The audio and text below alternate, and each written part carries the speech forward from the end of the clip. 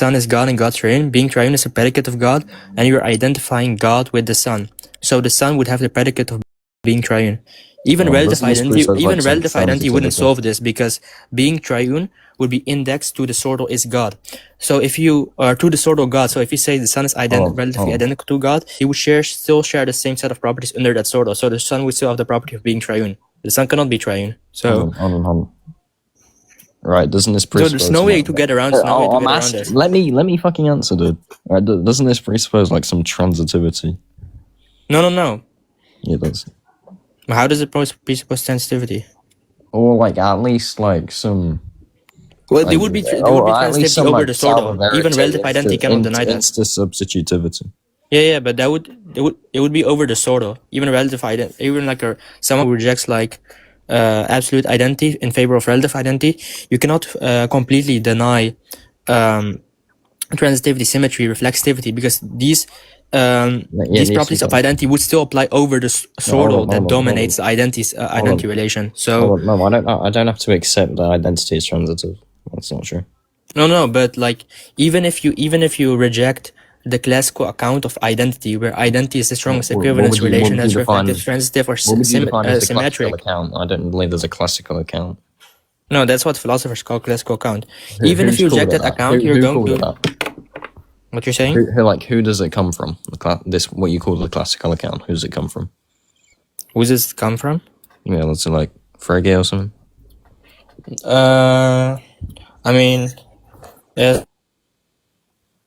philosophers throughout history. I mean, yeah, well, like it's not like throughout history they've created many. I would have to look into it, but this is what if you go to Stanford Encyclopedia of Philosophy, you can, and you go on to the entry on identity, or you go to the entry of relative identity.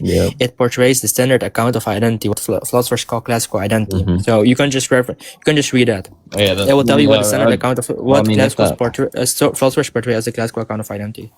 I mean, if that includes transitivity, then I'm gonna reject that. Yeah, of course it does. That's what philosophers call identity. Stop laughing. Bro, this guy walked into a Chick-fil-A and said, "You got anything vegan?" What? Wait, what is this guy? Yeah, so even if you reject absolute classical account of identity and you like adopt like some other account of identity, like relative identity, the relative identity wouldn't deny transitivity. There would still be transitivity over the sort of relative of the equivalence relation specified. Yeah, it doesn't directly deny transitivity, right? If you hold to relative identity, right, you don't have to hold the transitivity. You're gonna have to.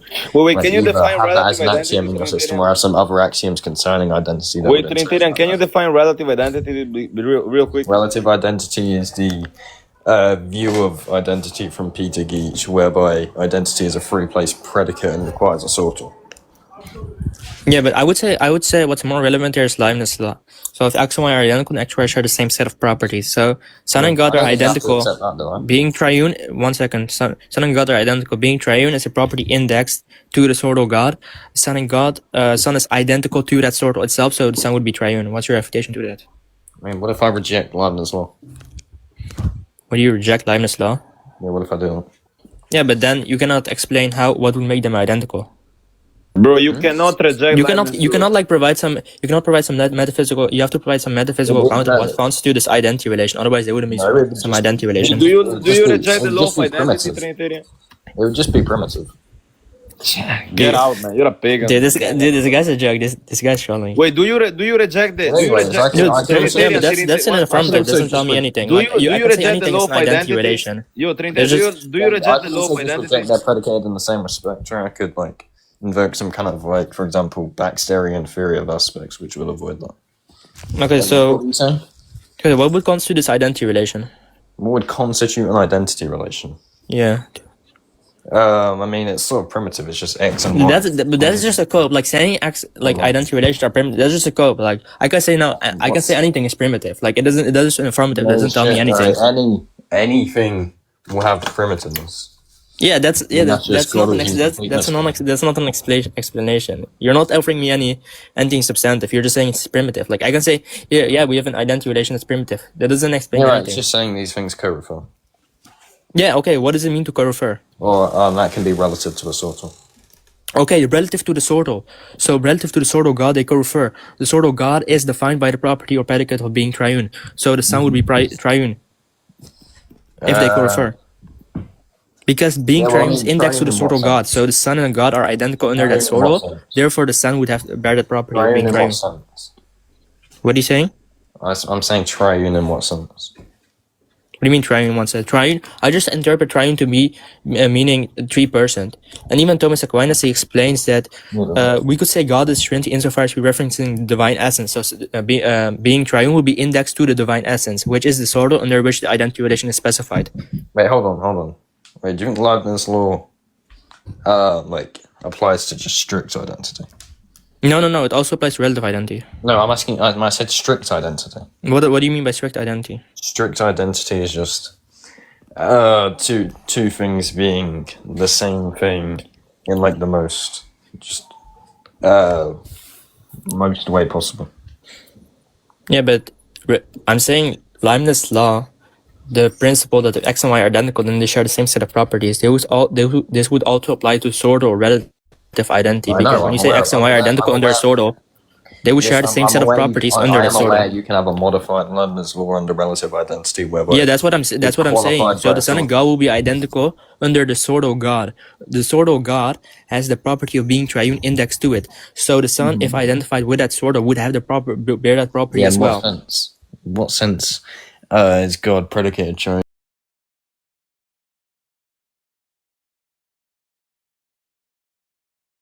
Understand your question. The essence, in the sense that the essence, divine essence, predicated with trinity. Because when I say X is triune, what I'm saying is that X is a being that includes 3 persons. Yeah, but can you tell me which referent is triune? Which referent? Yeah, when you say God is triune, what does God pick out there?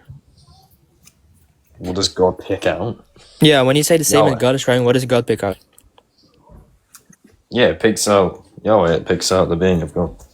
Yeah, and the being is just the same as the essence. Yeah, okay, that's fine. So the Son is the same referent as that being, and that being is indexed with the predicate of being triune. Therefore, the Son is also indexed with the predicate of being triune. But the Son cannot be indexed with the predicate of being triune because the Son is one person, not 2 persons. Hold on. What are you saying? Could you repeat that? Because I was going, what you were saying. Yeah. So if you're saying, when you say the same in God is triune, God picks out there the divine being or essence, and you're saying the Son is co-referential with the divine essence or the divine being, then the Son would also be triune. There's no way to get around that. I mean, one second, let me elaborate. If I say the divine being or the divine essence is omnipotent, and I say the Son is identical to the divine essence, can I infer that the Son is omnipotent? Can you infer the Son is omnipotent? Yes. I'm gonna say, yeah, you probably can. Yeah, so we can infer transitivity here, right? Yeah, well, so what does it mean to be triune again? Wait, being 3 persons. I reject transitivity. Okay, so by virtue of what is the Son omnipotent? By virtue of his identity with the divine essence. Yeah, okay, so by virtue of the identity with the divine essence. Applies in some cases. Okay, but then in which case does it apply, in which case does it not? In which Otherwise it's just arbitrary. I mean, even if it is arbitrary, right, that doesn't even matter. No. If it's arbitrary, then you're just scoping. You're just saying, yeah, here it applies, here it doesn't. Like, that's just. Right. Well, firstly, right, I believe identity is metaphysical, right? So that's just a springboard for what I'm about. So. What are you saying? I said identity is metaphysical. But sure, I can agree with that. But that doesn't solve the problem. Can you infer? You agreed with me that we can infer from the. One second. I'm not done. I'm not done. You agreed with me that we can infer. 1 second. Well, you agreed with me that we can infer from the set of propositions, divine essence is omnipotent, the Son is the divine essence, therefore the Son is omnipotent. You agree with me? You agree with me? Now, why can't I infer that similarly, since the divine essence is triune, the Son is the divine essence, therefore the Son is triune? Can you give me like a symmetry breaker? Hold on. What does it mean to say the divine essence is triune? Yeah, the divine essence exists as 3 persons. Oh, that's all it means? Yes. Yeah, then. I'd probably just say, right. Well, if you reject the divine essence as triune, you have to tell me, like, when you say God is triune, like, for example, Augustine says that the Trinity is one and only true God. Thomas Aquinas says God is the Trinity. The creeds affirm that God is Trinity. That's just equivalent to saying God is triune. So what reference is which reference is triune? No. I'm gonna say that the divine essence, according to your how you're articulating that, would be. Okay, so divine essence is triune. Yeah. Okay, and the Son is the divine essence, therefore the Son is triune. The Son. Yeah. Right. Okay, so the Son is so is the Son triune? No, I mean it depends. Yeah. It depends if the Son is triune. Depends on which sense you mean, though. It depends in which sense you mean. So there's some sense in which the Son. So there's some sense in which the Son exists as 3 persons. There is an article where, someone did argue that you can say that. Yeah. No, but do you believe the Son is 3 persons? No. Okay, so the Son is not triune, but the Son is God, and God's triune. Therefore, the Son would be triune. Alright, so I'm gonna say that. So when we're talking about the identity of the Son in the essence, that's also mediated to us all. Yeah, but that's fine. But under this sortal, under that sortal, this sortal is defined. This sortal is defined by this predicate of being triune, or this predicate of being triune is indexed to that sortal. No, the sortal is whatness.